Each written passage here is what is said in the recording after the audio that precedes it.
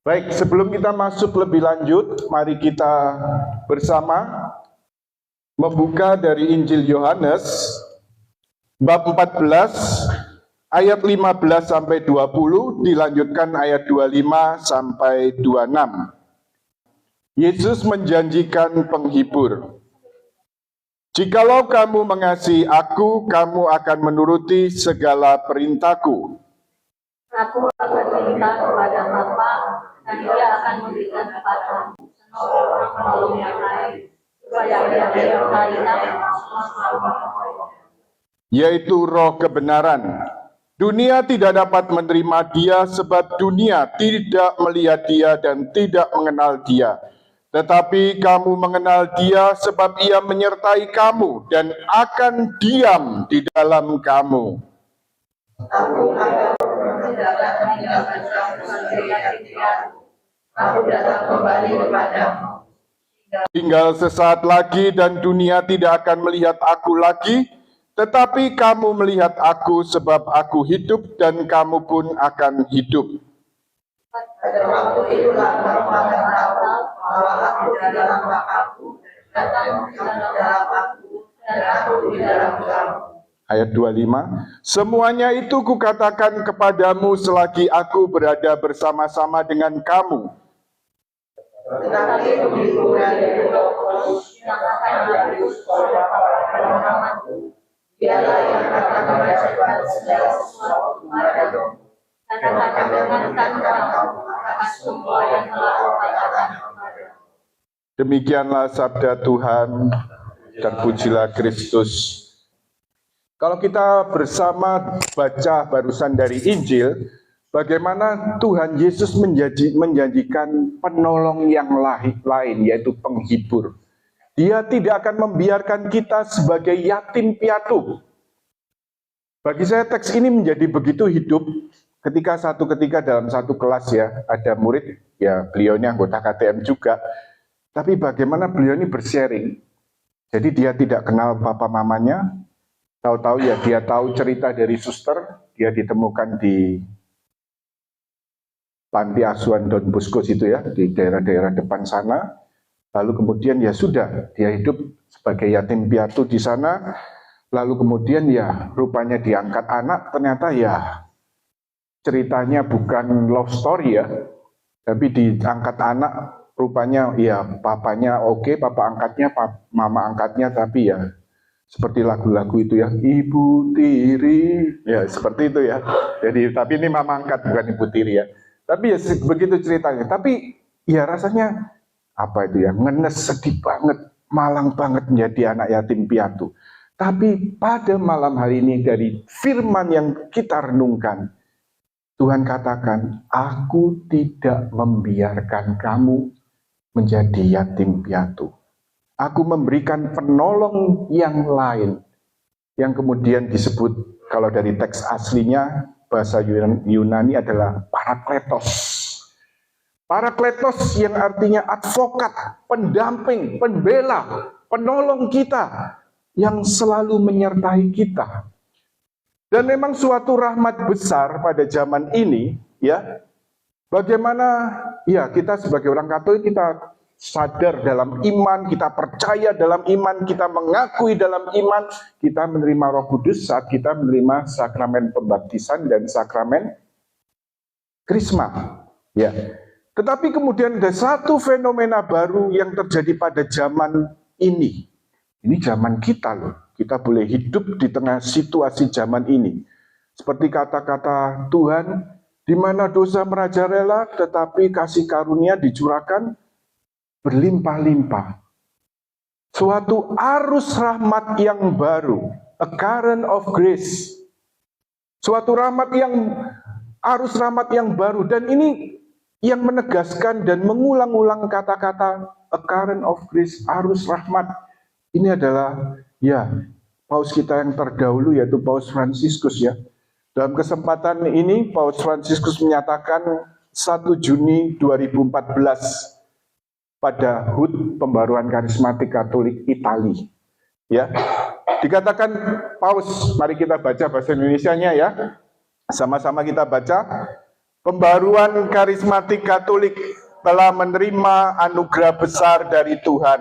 Anda dilahirkan dari kehendak Roh Kudus sebagai arus rahmat dalam gereja dan untuk gereja. Ya, bahasa Inggrisnya di atasnya ya. Dan ini satu rahmat besar dan kita sebagai anggota-anggota komunitas berusaha menghidupi ini ya. Kan ini jadi istilahnya ya hidup kita, penghayatan kita, bahwa kita hidup dalam komunitas dengan spiritualitas apa? Perpaduan, pembaharuan hidup dalam roh dan juga spiritualitas Karmel. Ini yang menjadi jiwa kita, semangat kita. Pembaharuan hidup dalam roh atau yang kemudian dikenal secara umum sebagai pembaharuan karismatik Katolik. Ya, tetapi kemudian karena pendiri kita menulis dalam statuta, karena lebih melihat aspek teologisnya, maka disebut pembaharuan hidup dalam roh. Sebenarnya melalui pembaharuan karismatik Katolik ini, apa sih yang mau dihayati? Ini pekerjaan siapa sih munculnya pembaharuan karismatik Katolik ini? Enggak ada pendiri, ya dikatakan kardinal yang menjadi pembimbing rohani karis, yaitu Kardinal Raniero Cantalamessa, OFM Kapusin ya. Beliau katakan apa yang dikerjakan Roh Kudus zaman ini yaitu melalui pembaharuan karismatik Katolik ini tidak ada pendiri, ya, tidak ada orang khusus yang dipakai seperti zaman-zaman ordo-ordo dulu ya, pendiri ada pendirinya, tapi lahir dalam gereja, menyebar ke dalam seluruh gereja. Jadi ini suatu yang kemudian buah-buahnya begitu indah. Banyak orang mulai bertobat, berdoa, membaca kitab suci, menghayati sakramen-sakramen menjadi lebih hidup, lalu juga kemudian melayani, evangelisasi. Banyak orang mengalami kehidupan yang baru dalam roh. Dan ini yang ditekankan oleh pendiri kita, ya, dalam sungguh-sungguh yang mau kita hayati ini apa? Keterbukaan total pada Roh Kudus seperti yang dihayati oleh jemaat awali, gereja awali. 4 bab kisah para rasul menjadi bahan perenungan ketika pembaharuan ini masuk dalam gereja Katolik melalui Duken Weekend, ya, Februari 1967 ya, tepatnya 17 sampai 19 Februari 1967, sekelompok dosen dan mahasiswa kurang lebih 30 orang merenungkan 4 bab kisah para rasul dan juga buku-buku lain, dan mereka berdoa bersama dan ada yang mengalami pencurahan Roh Kudus di depan tabernakel. Dan bagaimana kemudian pembaharuan ini luar biasa terjadi dalam gereja. Dan kemudian kalau kita lihat secara teologisnya, sebenarnya apa sih? Kan kadang-kadang orang hanya melihat, oh karismatik ini, nyanyi-nyanyi, tepuk tangan, lalu nari-nari. Nah ini kan baru kelihatan kulitnya. Kita di komunitas malah biasa apa? Adorasi TC, lagu-lagu TC, tapi juga nuansa karismatik, terbuka pada bahasa roh, terbuka juga pada nubuat, sabda pengetahuan, dan sebagainya. Nah, tetapi kita lihat, kita mau dalami aspek teologisnya ini apa? Pertama-tama, keterbukaan pada Roh Kudus. Lalu kemudian, keterbukaan pada bimbingan Roh Kudus. Lalu juga keterbukaan pada karya Roh Kudus. Karunia Roh Kudus, termasuk karisma-karisma Roh Kudus. Dan Anda di sini kalau melayani, ya pelayanan Anda ini diurapi Roh Kudus. Amin? Amin ya. Kalau enggak ya enggak bisa loh, ngundang orang tuh angel loh. Apalagi disuruh ikut rekoleksi khusus, itu enggak mudah ya. Tapi kemudian bagaimana mereka mengalami pembaharuan kehidupan suami istri yang dibarui, kehidupan keluarga-keluarga yang dibarui. Ini bukan pekerjaan manusia, tapi ini pekerjaan Roh Kudus. Dan karena itu apa yang Anda layani ini sangat berharga, bidang yang sangat berharga. Dan bagaimana kemudian, ya saya mau memberikan satu wawasan, yaitu berkaitan penyembuhan dan pemulihan keluarga. Melalui pembaruan hidup dalam roh atau pembaruan karismatik Katolik, kita selain ya pertama-tama sebagai pribadi dipanggil masuk dalam hubungan pribadi dengan Allah, kita dipanggil menjadi kudus ya, tapi kita juga dipanggil untuk melayani sesama. Terbuka juga pada karunia-karunia Roh Kudus, karisma-karisma Roh Kudus, termasuk pelayanan penyembuhan di dalam kuasa Roh Kudus. Keluarga-keluarga Kristiani, kira-kira Anda temukan selama ini dalam rekoleksi-rekoleksi yang Anda adakan, banyak yang terluka enggak? Anda tentu di sini juga siapa yang mengalami luka dan disembuhkan melalui rekoleksi. Produk rekoleksi ini, keluargaku surgaku ini. Mau angkat tangan? Puji Tuhan ya. Jadi setelah disembuhkan, ya sebagian besar panitia ini kan juga pernah mengikuti keluargaku surgaku ya. Setelah disembuhkan, Anda dipakai Tuhan juga untuk menyembuhkan. Tuhan yang menyembuhkan, tapi Tuhan juga butuh alat-alat untuk menjadi saluran kuasa penyembuhannya. Kita lihat ya, penyembuhan Kristiani, kalau kita bicara tentang karisma penyembuhan, ini selalu sifatnya utuh dan menyeluruh. Kita tidak bicara soal penyembuhan fisik, ya, tapi juga penyembuhan batin, penyembuhan rohani. Bahkan kemudian ya, kalau ada keluarga-keluarga yang memang terikat pada kuasa kegelapan, ada nggak? Pernah Anda jumpai nggak kasus-kasus itu? Pernah ya? Itu juga membutuhkan doa pembebasan. Jadi ada step, ya saya katakan di sini mulai penyembuhan jasmani atau fisik. Itu perlu nggak sih? Kita mendoakan, melayani untuk bidang doa penyembuhan. Perlu ya? Saya selama artinya pernah sampai istilahnya orang mungkin sedikit overdosis, tapi saya pikir saya lakukan dalam ketaatan karena saya hanya melakukan tugas kan. Misalnya kalau sudah mulai kelas tertentu, yaitu tentang membahas karisma-karisma di satu kelompok kategorial, itu kemudian 1 minggu bisa tugas 3 kali tentang karisma-karisma Roh Kudus ini. Sampai kemudian ya saya ingat di parokinya Pak Pelayan ya, Algon begitu ya. Ini 6 orang datang 3 begitu ya. Satunya dari awal HP-an. Waduh, Roh Kudus, apa ini Roh Kudus? Sambil bawa doa, ini apa Roh Kudus ini? Bimbinglah, terang itu Tuhan harus ngomong apa? 1 HP-an dari 6 ini 3, 1 HP-an 2 lagi yang ini. Oke, 2 sangat fokus ya. Tapi 1 HP-an tiba-tiba diberikan terang ya oleh Roh Kudus. Seperti saya diingatkan, satu pengalaman lalu bagaimana sih? Memberikan suatu motivasi. Coba 1 paroki. Kan berapa romo? Misalnya di paroki ini, paroki mana ini? Yakobus. 1 paroki berapa romo? 3. Umatnya berapa? 7.000. 7.000. Ya, Sidoarjo sekarang sudah berapa ya? 45 romo, 8.000. Lalu kemudian di Algon waktu itu saya tanya-tanya 6.000, 3 romo 6.000. Kira-kira jika berbanding dengan umat, apakah romo bisa melayani pribadi lepas pribadi? Enggak mungkin ya. Romonya Superman pun belum tentu bisa loh ya. Ya tapi kemudian setelah itu apa? Perlu apa? Setiap umat diutus, dikader menjadi pelayan-pelayan Tuhan. Bukan hanya makan di restoran, tapi harus siap menjadi koki. Dan saya teringat, saya sharingkan satu pengalaman, ini keluarga Katolik totok. Teman SD saya, habis COVID kita sempat kumpul-kumpul di PM, food court sana. Saya kaget, ini keluarga Katolik totok, kok wis pindah gereja ya.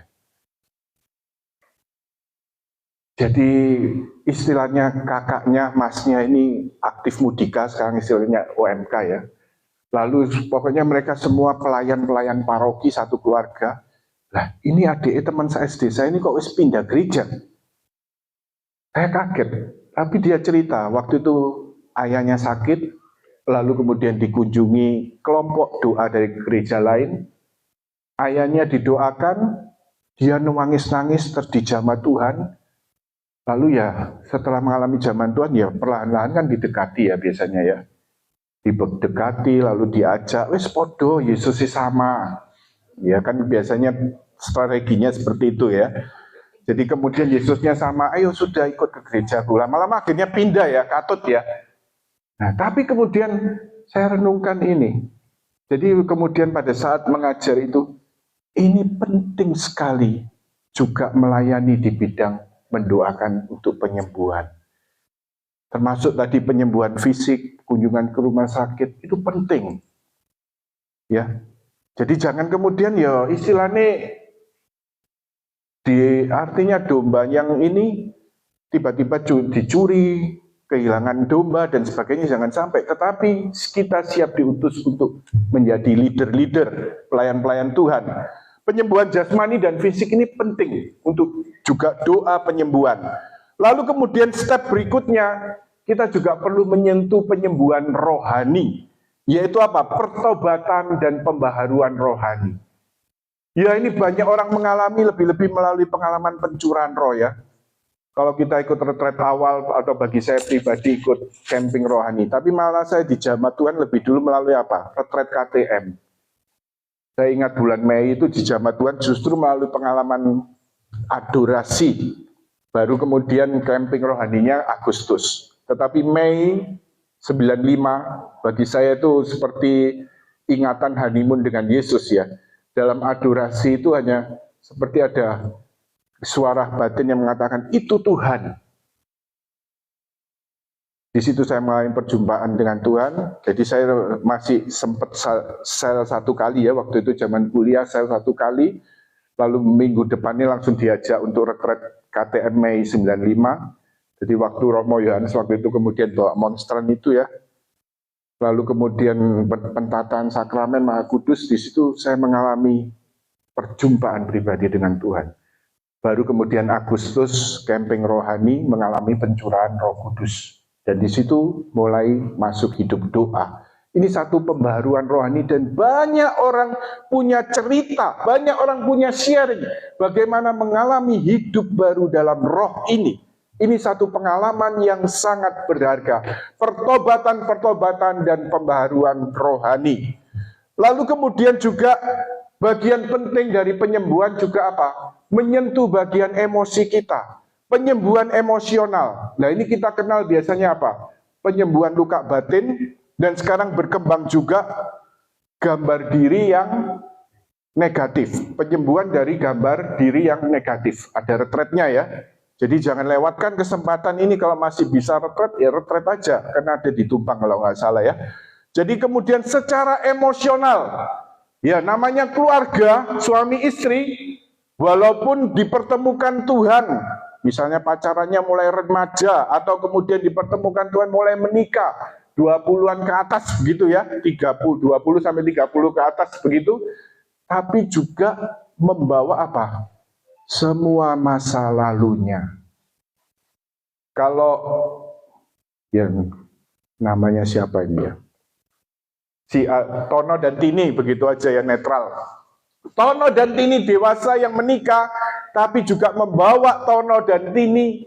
Tidak ada namanya Tono Tini kan? Tidak ada ya?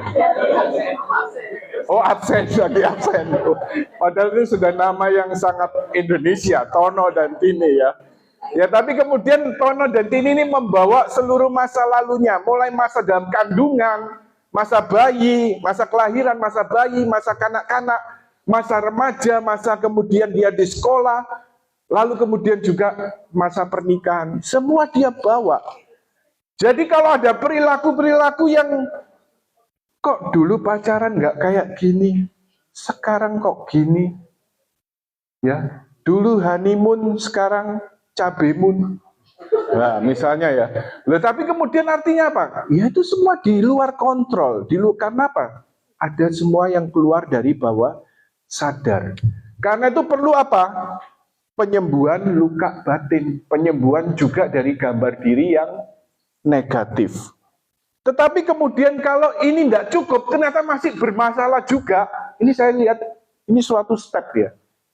Kadang-kadang kita harus lihat seimbang berkaitan hal-hal ini. Jadi kita cari sebab alami, pendekatan psikologis, lalu kemudian juga ajak pertobatan, pembaharuan rohani, lalu kemudian doa penyembuhan luka batin.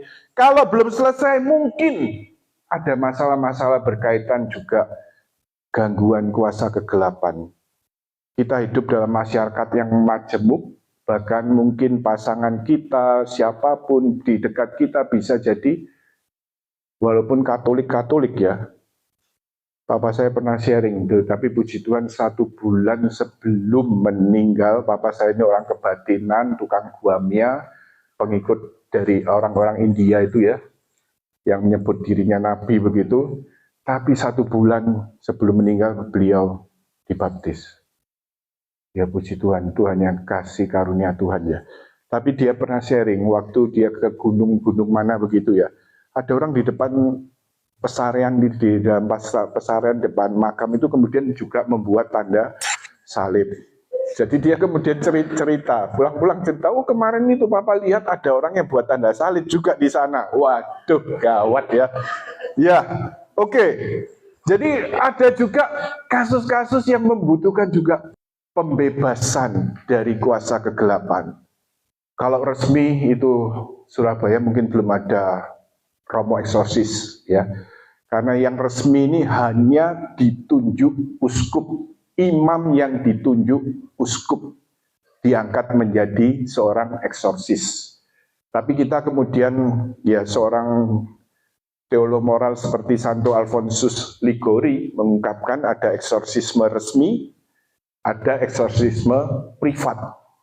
Yang kemudian kita biasanya nggak pakai istilah eksorsis ya, tapi kita sebut doa pembebasan, deliverance prayer. Itu dilakukan siapa saja yang percaya dan juga dipanggil dan dipakai, diberi karisma untuk pelayanan ini. Ini juga satu kebutuhan ya, yaitu pelayanan doa pembebasan, deliverance prayer. Tetapi kalau kasus ini ternyata belum selesai, ada satu lagi. Ya semoga ini bisa jadi wacana. Jadi kemungkinan kalau masih belum selesai sampai terakhir, berarti artinya ada kebutuhan lagi. Penyembuhan intergenerasi. Penyembuhan intergenerasi ada misalnya seorang imam di, kalau nggak salah Amerika ya, Romo John Hemph. Itu ya, tapi beliau sudah meninggal 2021 ya. Tapi beliau membaktikan dirinya untuk pelayanan Healing Family Tree ya. Ya pelayanan ini masih menimbulkan pro dan kontra, tetapi kemudian ya seperti misalnya di Pertapaan Karmel Tumpang rumah retret tidak ada kan, tapi kalau Anda mau ikut retretnya bisa ikut di Lembah Karmel Cikanyere. Kalau tahun ini sudah diadakan awal September lalu ya, kalau saya lihat di jadwalnya itu. Tapi ini juga satu bagian yang penting dan juga menyangkut penyembuhan. Lah penyembuhan ini tujuannya apa sih? Kalau kita bicara dari penyembuhan jasmani, doa penyembuhan jasmani, doa penyembuhan rohani, penyembuhan emosional, penyembuhan pengaruh dari gangguan roh jahat, doa pembebasan, penyembuhan intergenerasi. Tujuannya apa? Menjadi sarana Tuhan untuk menyembuhkan, menyatakan kasih dan belas kasihan. Melalui penyembuhan, karisma penyembuhan itu juga mau menyatakan apa? Yesus sungguh-sungguh hidup. Yesus sungguh-sungguh Allah yang hidup. Manusia zaman sekarang ini butuh bukan hanya janji, tapi butuh apa? Bukti. Nah, kalau Yesus hidup, mana kuasanya? Nah, tetapi Roh Kudus kemudian bekerja dengan karisma-karisma ini untuk menyatakan apa? Yesus hidup. Penyembuhan-penyembuhan terjadi. Penyembuhan fisik, penyembuhan luka batin, juga pembebasan-pembebasan dan sebagainya, termasuk juga penyembuhan intergenerasi.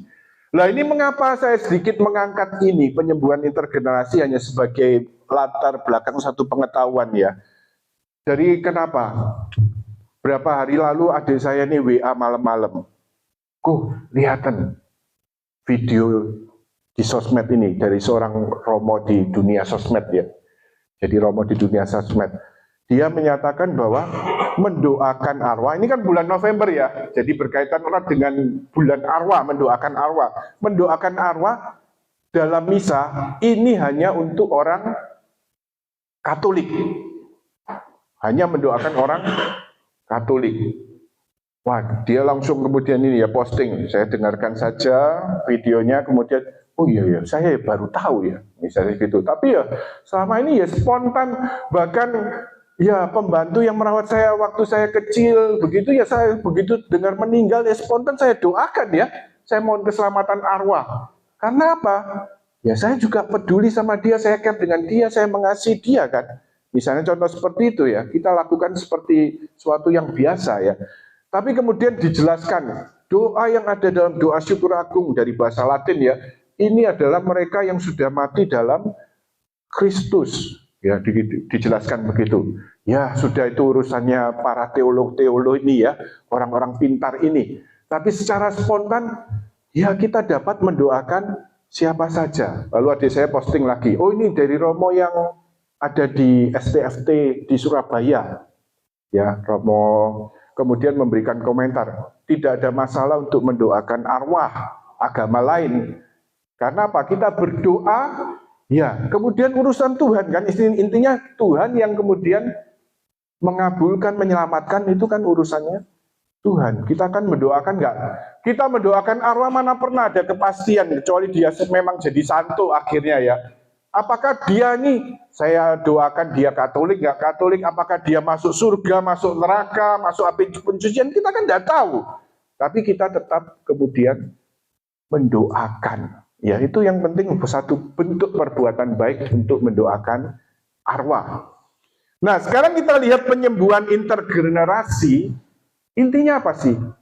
Penyembuhan orang yang masih hidup melalui doa bagi orang yang sudah meninggal dunia. Dahulu cukup gonjang-ganjing, pro kontra, bahkan masuk majalah hidup. Bahkan kemudian dilarang di KAC, Uskupan Agung Jakarta. Nggak tahu itu uskup yang terdahulu ya, Bapak uskup yang terdahulu. Sekarang bagaimana perkembangannya saya nggak tahu. Tetapi kemudian apa? Disoroti memang, ya memang karena aneh-aneh, nyeleneh-nyeleneh. Selalu mengkaitkan dengan kutub. Ya, saya coba melihat, saya coba memahami, karena apa? Mungkin belajarnya bukan di kalangan Katolik, tapi dari kalangan kelompok lain. Ada doa dari kelompok lain, kelompok Protestan karismatik, yang mereka sebut mematahkan kutub keturunan. Mereka tidak kenal mendoakan arwah, sedangkan dalam gereja Katolik kita mendoakan arwah. Jadi kemudian akhirnya begitu masuk ke kalangan Katolik, akhirnya apa? Menimbulkan ekses dan masalah. Akhirnya di KAC waktu itu tidak diperbolehkan, ya. Tetapi memang ada pro dan kontra. Nah, sekarang kita mau lihat sebenarnya apa sih penyembuhan intergenerasi? Sederhananya kalau kita mau simpulkan, penyembuhan orang yang masih hidup melalui doa bagi orang yang meninggal dunia, ya. Jadi kita tahu, apalagi kita sebagai awam ya, faktor keturunan atau genetik ini sangat mempengaruhi hidup manusia, benar enggak? Coba Anda perhatikan kalau kita punya anak, bisa jadi rambutnya, bentuk matanya, wajahnya, bentuk badannya itu nurun dari orang tua, bisa dari kakek nenek dan sebagainya, benar enggak? Secara fisik bisa nurun. Watak bisa enggak? Sifat-sifat ternyata bisa menurun juga, ya. Lalu kemudian juga termasuk kelemahan-kelemahan, ikatan-ikatan itu juga bisa diturunkan juga ya ternyata. Saya juga nggak tahu, saya ini nggak pernah cerita kalau saya kecil itu penakut sekali.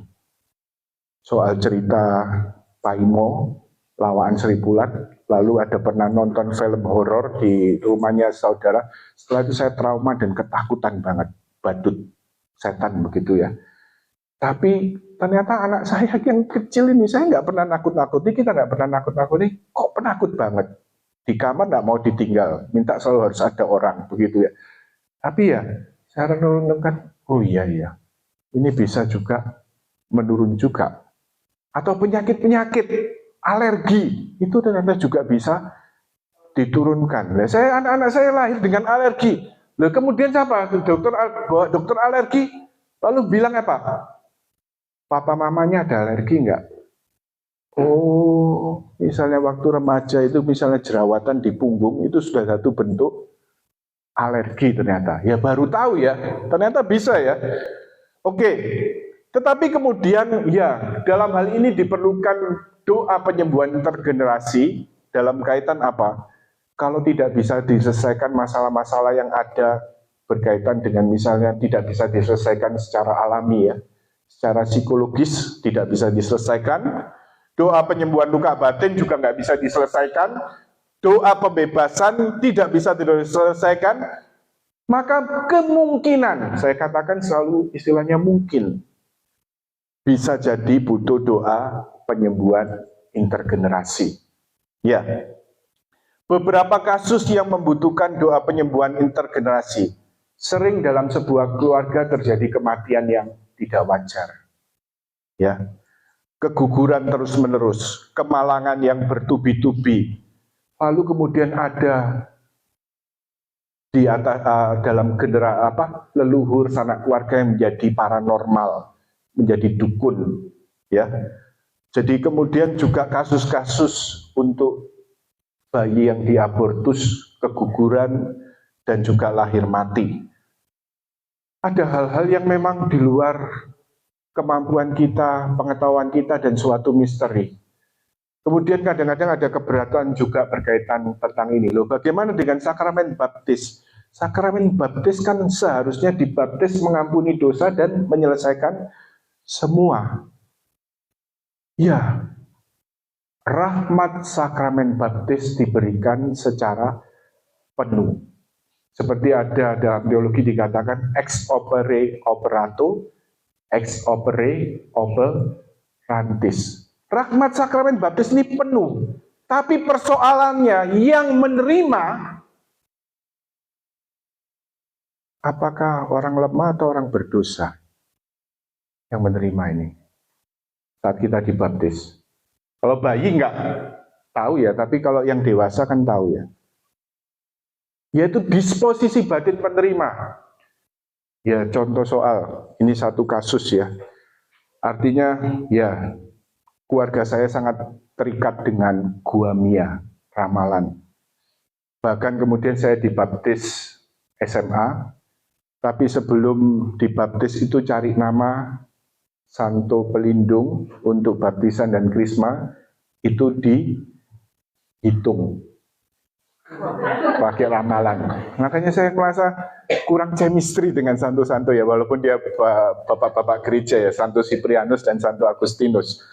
Lalu kemudian ya saya belajar ramalan.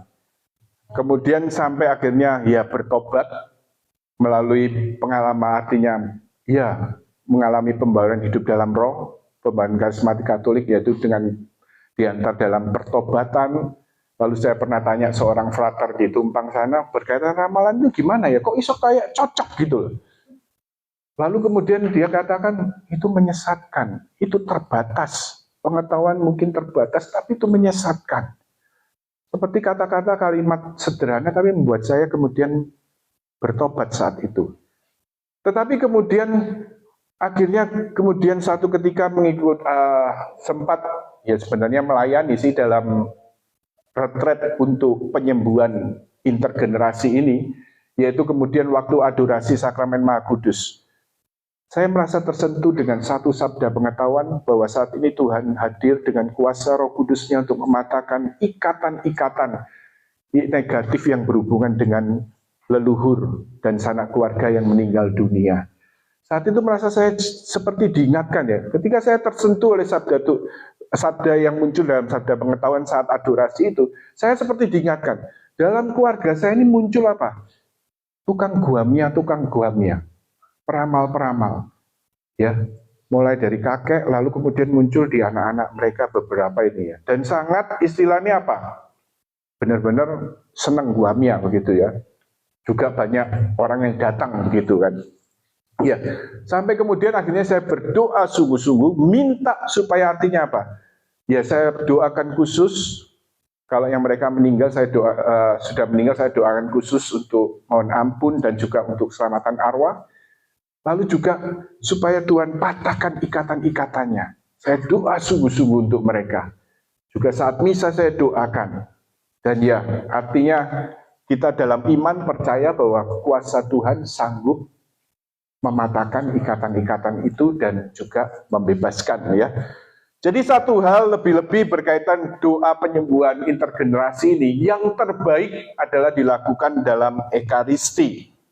Yaitu pertama-tama mohon kehadiran Tuhan Yesus atas seluruh generasi keluarga kita. Ya, kita juga bisa ada istilahnya kalau retret itu membuat genogram ya, silsilah, khususnya kita tandai mereka yang punya masalah. Misalnya kematian tidak wajar atau kemudian menjadi dukun, paranormal dan sebagainya. Lalu didoakan yang kedua, jadi setelah kita mohon Yesus hadir dalam semua generasi kita, yang kedua yaitu berdoa khusus untuk pribadi-pribadi yang perlu didoakan khusus, mohon ampun dan juga mohon belas kasihan Tuhan. Ini kesempatan bulan November mendoakan arwah. Kalau Anda mendoakan sambil ikut misa, Anda bisa doakan juga pribadi-pribadi yang secara khusus perlu didoakan. Dan kemudian yang ketiga, mohon Tuhan Yesus mematahkan ikatan-ikatan hubungan dan pengaruh negatif antara Dia dengan kita. Ya, supaya sungguh-sungguh diputuskan ikatan yang mungkin menurun, ya. Dan kemudian supaya kuasa Tuhan dan Roh Kudus-Nya berkuasa atas keluarga kita. Baik, ini beberapa hal yang dapat kita lihat berkaitan ini. Dan sekarang mari kita sadari, ya, jadi ini sebagai suatu wawasan bahwa kemungkinan-kemungkinan bisa dikerjakan Tuhan. Karena Anda juga melayani juga di rekoleksi itu juga misalnya konseling seperti itu kan. Nah, kalau ada kasus-kasus ternyata dari step tadi ya, dicari sebab alami nggak ketemu, untuk doa penyembuhan luka batin belum selesai, doa pembebasan belum selesai, kemungkinan lain juga bisa faktor yang kebutuhan untuk doa intergenerasi ini. Baik, mari saat ini kita siapkan hati kita, kita mohon kehadiran Roh Kudus. Holy Spirit, I need you. Kita jadikan satu lagu pendek, lagu Roh Kudus, yang pendek ini sebagai doa kita. Datang Roh Kudusku, doa tadi. Ya. Saat ini kita sadari bahwa untuk pelayanan ini kita sungguh-sungguh bergantung sepenuhnya kepada Roh Kudus. Kita tidak dapat berbuat apa-apa tanpa Roh Kudus. Kita membutuhkan kuasa dari tempat tinggi supaya dapat melayani dengan hati Yesus sendiri, dengan kasih Kristus sendiri, dan dengan kuasa dan urapan Roh Kudus. Biarlah Tuhan yang akan siapkan saudara-saudari kami yang akan melayani ini. Tuhan yang taruh perkataan-Mu sendiri dalam mulut mereka. Tuhan yang pakai setiap seluruh pribadi mereka, tangan, kaki, dan semuanya Tuhan, mulut dan semuanya. Kau pakai untuk menjadi saluran kasih dan kuasa-Mu. Datanglah ya Roh Kudus.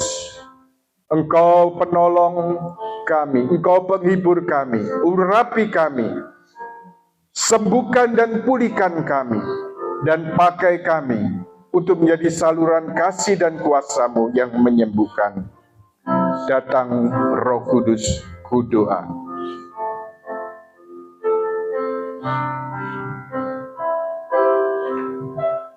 Datang Roh Kudus, ku doa. Roh manis dan lembut,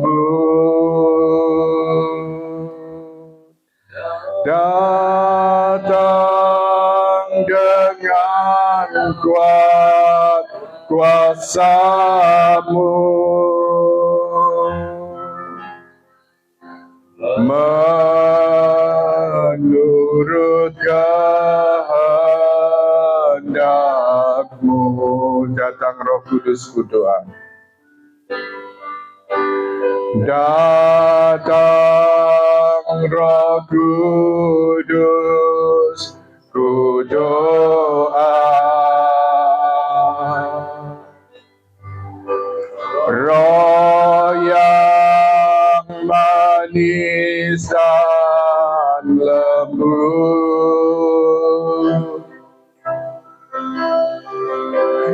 datang dengan kuat kuasa-Mu,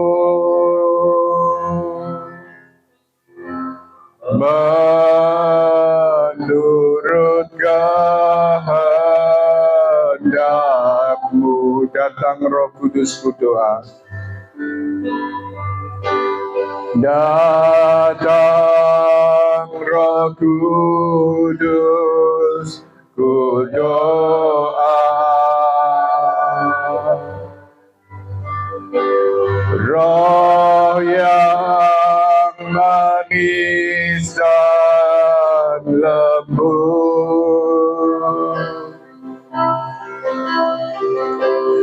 datang dengan kuat kuasa-Mu,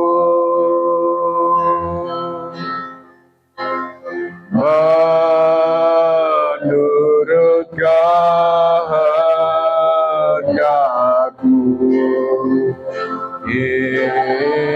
Yararamasyik yaralayo,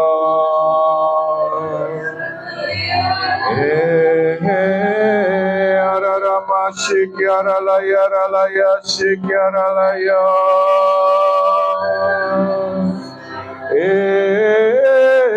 yararamasyik yaralayo. Datanglah dengan urapan Roh Kudus-Mu. Tuhan Yesus, Engkau yang memanggil dan memilih saudara-saudari kami untuk melayani dalam rekoleksi ini. Pakai mereka, perlengkapi dengan kuasa dari tempat tinggi, yaitu kuasa Roh Kudus-Mu sendiri. Tiararamasik yaralayo,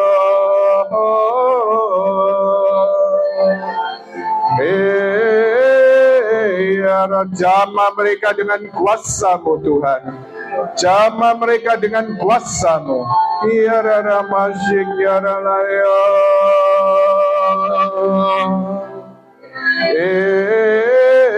yararama yaralaya syik yaralayo,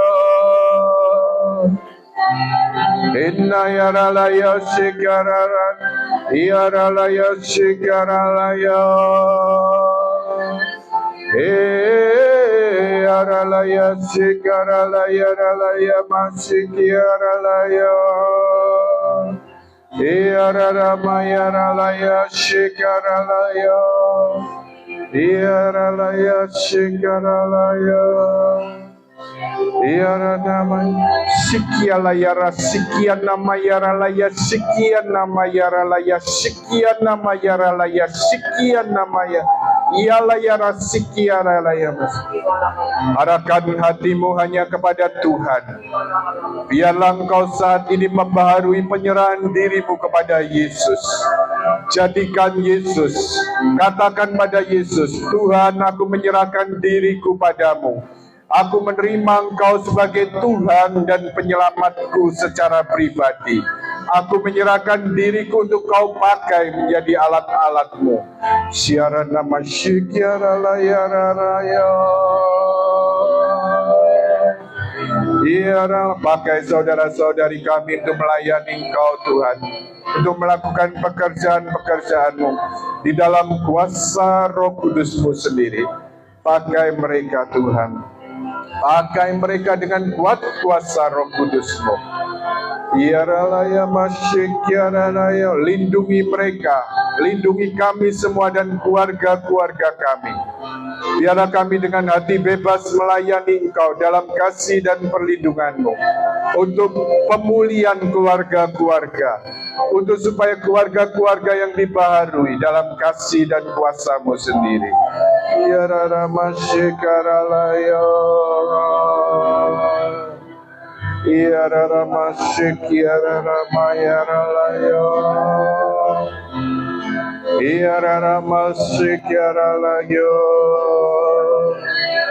Jamaah Tuhan dengan kuasa Roh Kudus, kami persembahkan rekoleksi yang akan berjalan ini. Biarlah Engkau penuhi dengan kehadiran dan kuasa Roh Kudus-Mu dari segala persiapan sampai pelaksanaan. Biarlah Engkau juga hadir dengan kuat kuasa-Mu. Biarlah masyik ya rala ya rala. Biarlah masyik ya rala ya. Biarlah masyik ya rala ya rala ya ras. Biarlah masyik ya rala. Syik ya rala.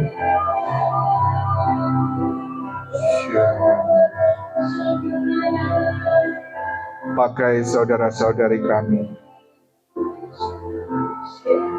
untuk menghantar jiwa-jiwa, untuk menghantar keluarga-keluarga ini mengalami penyembuhan dan pemulihan dalam kuasa Roh Kudus.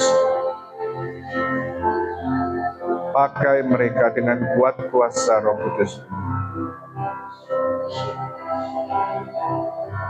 Biarlah Engkau yang bersinar dalam diri mereka, Tuhan Yesus. Engkau juga yang memancarkan terang-Mu bagi sesama yang mereka layani melalui mereka masing-masing.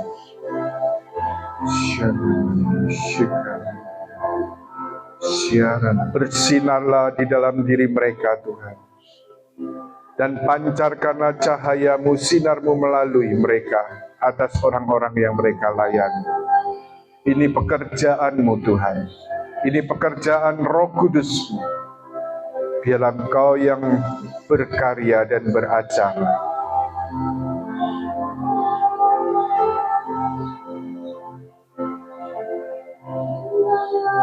Saya merasa juga Tuhan mau melepaskan beberapa orang dari ikatan-ikatan yang selama ini membebani mereka tanpa mereka sadari. Biarlah kuasa Tuhan juga bekerja dalam dirimu dan keluarga-keluargamu dari generasi ke generasi. Biarlah kuasa Tuhan dan darah Kristus sendiri dicurahkan, salib Tuhan kita Yesus Kristus dan kebangkitannya juga hadir dalam keluarga-keluarga kita dari generasi ke generasi. Biarlah cahaya kebangkitannya terpancar dalam kehidupan seluruh keluarga kita dari generasi ke generasi. Ya Rana Masyikara Laya Masyikiara Namaya. Ya Rana Masyikiara Laya Masyikiara Laya Masyikiara Laya. Sembuhkan dan pulihkanlah keluarga-keluarga kami. Engkau Allah yang tidak terbatas. Engkau yang maha hadir. Engkau hadir juga dalam kehidupan seluruh keluarga-keluarga kami dari generasi ke generasi. Mungkin ada kelemahan, ada dosa, ada juga ikatan-ikatan hubungan dengan kuasa kegelapan. Ada kecenderungan-kecenderungan yang tidak teratur pada dosa. Biarlah Tuhan sendiri yang saat ini menyatakan kerahiman-Mu yang tanpa batas. Benamkan semua keluarga kami dari generasi ke generasi ke dalam samudera kerahiman ilahi-Mu yang tidak terselami. Benamkan mereka semua Tuhan dalam samudera kerahiman ilahi-Mu yang tidak terselami. Biarlah masyikiara layaranam kuasa-Mu tercurah juga atas keluarga-keluarga kami dari generasi ke generasi. Keluarga kami Tuhan, kami bawa, kami persembahkan kepadamu. Dengan iman yang Tuhan anugerahkan pada kami, kami juga mau membawa, mempersembahkan keluarga-keluarga kami, leluhur kami, sanak keluarga kami yang sudah meninggal dunia, dari generasi ke generasi, ke dalam kerahiman-Mu yang tanpa batas. Jamah, sembuhkan, pulihkan, dan bebaskan Tuhan. Ya Ramasyik, Ya Ralaya, Masyik, Ya Ralaya. Ya Ramasyik, Ya Ralaya, Masyik, Ya Ralaya. Ya Ramasyik, Ya Ralaya. Mungkin mereka juga belum mengenal Engkau Tuhan, tetapi mereka juga hidup dengan hati nurani yang baik, hidup sesuai dengan hukum-hukum Allah, sesuai yang mereka kenal dan percayai. Biarlah Kau berkati mereka, Engkau juga selamatkan dengan kasih kerahiman-Mu yang tanpa batas. Kau ampuni segala dosa-dosa mereka, Kau lepaskan dari ikatan-ikatan, dan Kau berikan hidup kekal kepada mereka. Ya Ramasyik, saat ini kami membawa mereka semua Tuhan, yang juga dalam bulan November ini secara khusus gereja mengajak kami untuk juga mendoakan arwah. Kami bawa mereka semua ini dalam rangkulan dan pelukan kerahiman-Mu yang tanpa batas. Ya Ramasyik, Ya Ralaya, Ramaya. Ya Ram, sembuhkan keluarga-keluarga kami, bebaskan keluarga-keluarga kami, patahkan ikatan-ikatan dan hubungan serta pengaruh negatif antara kami dengan keluarga-keluarga yang telah meninggal dunia. Biarlah Kau lepaskan segala ikatan-ikatan yang ada, pengaruh-pengaruh dan hubungan negatif yang ada. Kau lepaskan dengan kuasa-Mu Tuhan Yesus, di dalam nama-Mu yang kudus dan dalam kuasa Roh Kudus-Mu. Saat ini kami mematahkan ikatan-ikatan yang ada antara kami yang hidup dengan mereka semua yang sudah meninggal dunia, para leluhur sanak keluarga kami yang sudah meninggal dunia. Dalam nama Tuhan Yesus, kami patahkan segala ikatan-ikatan, segala hubungan dan pengaruh negatif dengan mereka. Terima kasih Tuhan Yesus. Dalam nama Tuhan Yesus, segala pujian, syukur, hormat, dan kemuliaan hanya bagi-Mu. Terima kasih Tuhan. Terima kasih. Barui kami dengan Roh Kudus-Mu. Penuhi kami dengan Roh Kudus-Mu. Urapi kami dengan Roh Kudus-Mu. Silakan untuk persiapan pelayanan ini, kita mohon pencurahan Roh Kudus. Silakan Anda membentuk kelompok 3-3. Dan Anda saling mendoakan dengan bahasa roh. Saling mendoakan bergantian, didoakan bergantian untuk pembaharuan pencurahan roh malam ini. Biarlah Engkau sendiri yang hadir dengan kuasa Roh Kudus-Mu Tuhan, untuk membaharui saudara-saudari kami.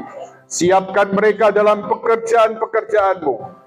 Biarlah Kau pakai seluruh ada mereka untuk menjadi saluran kuasa Roh Kudus-Mu.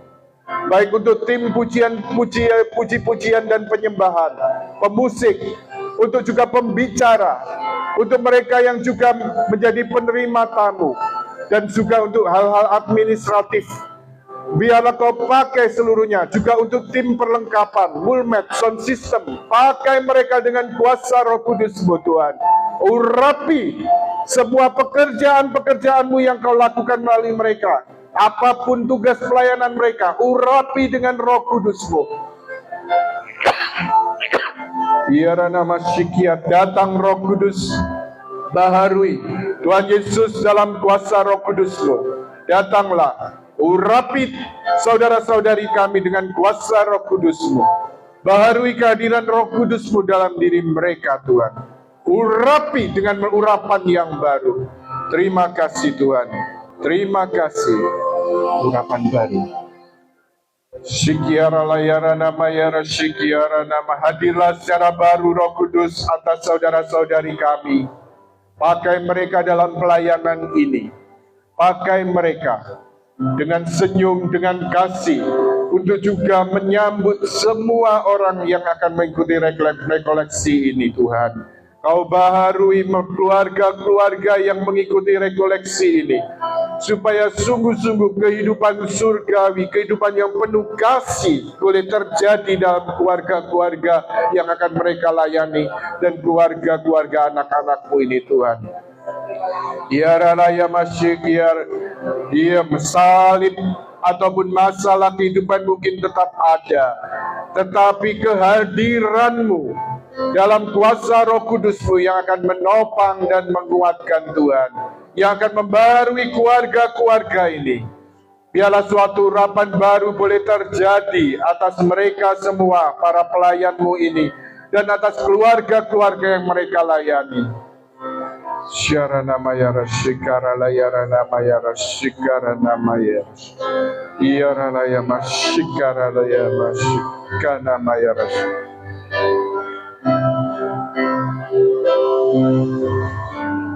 Urapan baru terjadi di tempat ini.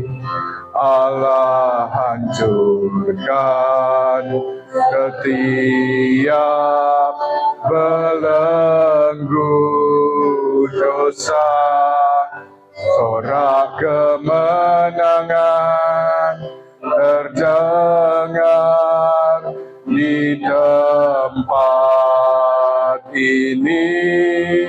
Di sini ada urapan baru. Syukur dan terima kasih Tuhan. Kami percaya dan kami bersyukur untuk kehadiran Roh Kudus-Mu secara baru. Betapa kami sungguh-sungguh bergantung pada Roh Kudus-Mu. Biarlah Roh Kudus-Mu yang akan memakai dan menggerakkan anak-anak-Mu untuk menjadi saluran kasih dan kuasa-Mu, untuk juga koleksi keluargaku, surgaku yang akan diadakan oleh mereka itu. Pakai mereka untuk sungguh-sungguh menampakkan wajah Kristus, kehadiran Kristus, kasih Kristus di tengah keluarga-keluarga, mulai dari keluarga mereka sendiri dan juga keluarga-keluarga yang mereka layani. Terima kasih Tuhan. Terima kasih. Penuhi kami dengan Roh Kudus-Mu. Siapkan hati kami dengan kuasa Roh Kudus-Mu. Terima kasih. Pakai kami dengan kuasa Roh Kudus-Mu. Dan biarlah seluruh pelayanan ini boleh menjadi persembahan demi kemuliaan-Mu, demi kasih kepadamu, demi Kristus Tuhan dan pengantara kami. Amin.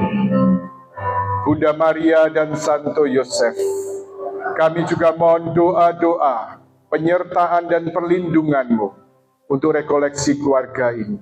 Pakai saudara-saudari kami yang akan melayani. Doakan mereka pribadi lepas pribadi.